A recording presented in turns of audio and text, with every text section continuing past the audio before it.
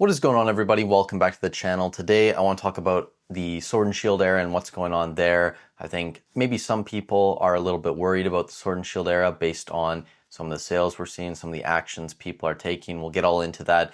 But first, I do want to give a shout out to today's video sponsor, the Shiny app. Shiny is a mobile app that helps you track your collection or investments, whether that's in Pokemon, Yu-Gi-Oh!, Magic the Gathering, One Piece, Disney Lorcaner, Sorcery, Gundam, and now I believe Riftbound as well. And in Pokemon specifically, they cover English, Japanese, and simplified Chinese products. In my opinion, they are the best app out there. They're better than the competition. And I love the fact that they're trying to update their data more frequently than everyone else, updating twice per day from places like TCG Player, eBay, Card Market, and price charting. And they're also trying to take community feedback. So if you have a recommendation, you can join the Discord and leave a note for Cody and he'll make sure to work it out in the application. But the best part about Shiny is that it's absolutely free, so I'll leave links to the Google Play and App Store in the description, pin comment down below, and thank you to Shiny for sponsoring the video. Now, to get into it today and talk about Sword and Shield, we'll go over a lot of the pricing on the booster boxes. There are only a couple boxes up this week. I think Darkness Ablaze, if I can bring it up over here,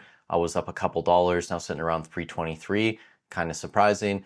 Vivid Voltage, up a couple dollars as well to $252, and then Astral Radiance finally breaking into the 400s, now up to 411. When I clocked it earlier today, it was at 407 still. We're now up to 411, fine, whatever. It really was only a matter of time before it got there, and honestly, I think it's only a matter of time before Battle Styles eventually breaks into the 300-ish range as well. But when we look at sales volume, it was another week where sales volume was very low on a lot of these booster boxes. Not all of them, but a lot of them. I think like Sword and Shield base, there was only one box that moved. Rebel Clash, I'm pretty sure there was 0 buy it now sales again. That's 2 weeks in a row. Something like Darkness Ablaze, Vivid Voltage. Vivid Voltage was actually a very strong seller this week, but Darkness Ablaze, Battle Styles, some of these weaker sets, really not doing too hot. I think Battle Styles was actually sub 1 box per day on average this week, which outside of Astral Radiance, I think this is the first time that's ever happened for an alternate art set, or maybe second time, like Lost Origin might have happened to as well a couple of times. So Battle Styles, considering it's only like $270, you can buy it for like $235 on eBay. That's not a good sign in my opinion. But Chilling Reign, some of these other ones here like Silver Tempest, they're still in the range they were in. Now, Brilliant Stars, Fusion Strike, Evolving Skies, these sets are still selling at a pretty decent pace. And this is kind of what I want to talk about today, because even if we are entering a prolonged pullback in the market, I think if you have fairly large positions in Evolving Skies or Fusion Strike, Brilliant Stars, you could even throw in Lost Origin there, I think, and maybe even Chilling Reign, you should feel fairly comfortable with the boxes that you own, because these are sets people do want to open. Obviously, there are levels to this. Like, I wouldn't put Chilling Reign on the same level as something like Evolving Skies, right? Like, Evolving Skies is the clear best set of the Sword and Shield era. And actually, this might be surprising to you guys, but it's still the best selling booster box pretty much every single week in the Sword and Shield era. Sometimes like Brilliant Stars is a little bit higher. Maybe there's one more set that beats it out. But for the most part, if we took an average over the past like 3 to 4 months, it's consistently at the top. So even though the box is like $2,600, it's still selling. It's still a very liquid product. And the same thing applies to a lot of other really strong sets, even in this pullback. So Crown Zenith, very easy to move this. 151, same deal. You could also throw in Prismatic, selling at rates that basically no other set has seen. You could also throw in something like Celebrations, still sells at a decent pace. Shining Fate surprisingly sells at a decent pace. I think a lot of that does have to do with it being a little bit cheaper of an ETB. But the point is that you've had time. You basically had the entirety of 2025 to get rid of bad products. And again, this is where we go into the discussion about everyone thinking they're an expert.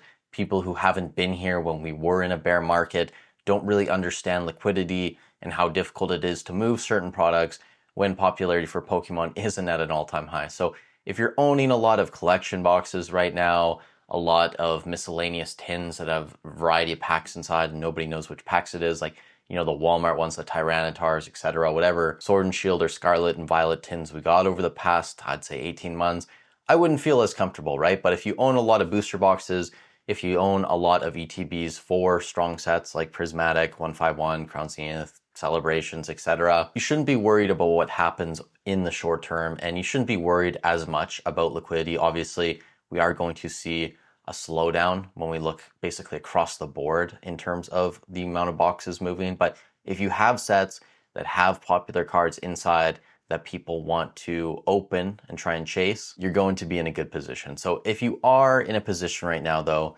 where you're holding collection boxes, tins, check lane blisters, maybe sleeve boosters. I'm actually still trying to move some of my sleeve boosters. If you own any of that stuff or you have large positions in it, now is the time still to be moving that stuff. And again, I'm sure there's going to be a lot of people in the comments that just say, hold it 5 years, 10 years, forget about whatever. You can go about that. I just do think there are going to be better places to put your money, and there are going to be products that 100% outperform that type of product. So even though you've probably done very well on that, especially if you bought a lot of those products at MSRP this year, don't expect to perform as well as booster boxes, ETBs, booster bundles, especially if we do enter a slowdown in the hobby. Now, if you own a lot of the top cards in the Sword and Shield area, you might be curious about what's going on there. There's some cards that are moving up still. I mean, like some of these lower tier Leafeon, Espeon, Sylveon Vs. I think these are all from Evolving Skies. Pikachu V from Lost Orchid Trainer Gallery. You can find cards that have still been moving up over the past, I'd say like 6 weeks or so. There are obviously some cards moving down. The Umbreon V, this was up to like 750, I think, on TCG Player. You can see it still says about 616 on the graph, but if you come in here and look at recent near mint sales, the past 5 going back to October 7th, 450, 550, 550, 575, and the most recent one on October 13th, $409 USD. So it's probably going to have a little bit higher of a floor than it did back in the middle of September, around 350. Maybe it hovers around 400, 450, who knows, but it's definitely not a $600, $650 card anymore. The Charizard V from Brilliant Stars, this is another decent example. This ran all the way up to almost $400 in a matter of basically months. We were hovering around $200 for the longest period of time, basically doubled when all those other Charizard moved. But we're now back down to around 375 on the graph. But realistically, when you come in here and look, near mint sales, a lot of them near $320, some as low as $311, $310 down here. So I do think a lot of these A and B tier alternate art cards will give back some of their gains, even some of the top hits. I mean, the Gengar VMAX, the Rayquaza VMAX, these aren't doing terribly, but even the Gengar, which was up to around $800, if you come in here and look at recent sales, most of them are closer to like $700, $715-ish if you average it out. But again, I'd feel a lot more comfortable if I had the S tier alternate art cards like the Moonbreon, the Gengar, the Rayquaza, Giratina. I'd feel much more comfortable owning these than if I owned some of the like B to C tier alternate art cards like the Tyranitar V, the Mew VMAX, the Galarian Moltres, Aerodactyl. I wouldn't feel as confident if I had fairly large positions in those. But that's basically all I wanted to talk about today. Sword and Shield sales volume still slowing down on some of the less desirable sets. The stronger sets holding fairly steady right now. I'll let you guys know when things change in the future. I also think that I'm eventually going to move the Sword and Shield update from weekly to bi-weekly and then eventually monthly. With the new era coming out and stuff, we will have to move other updates into those positions. And I think just with the slowdown eventually in terms of sales volume, I mean, it happens, things get more expensive, less of them move on a daily basis. It just makes sense to reduce the frequency of those so we can look at other items. But with all that said, thank you guys so much for watching the video. Again, go check out Shiny, links in the description down below. Stay safe wherever you are in the world, and I'll catch you in the next one.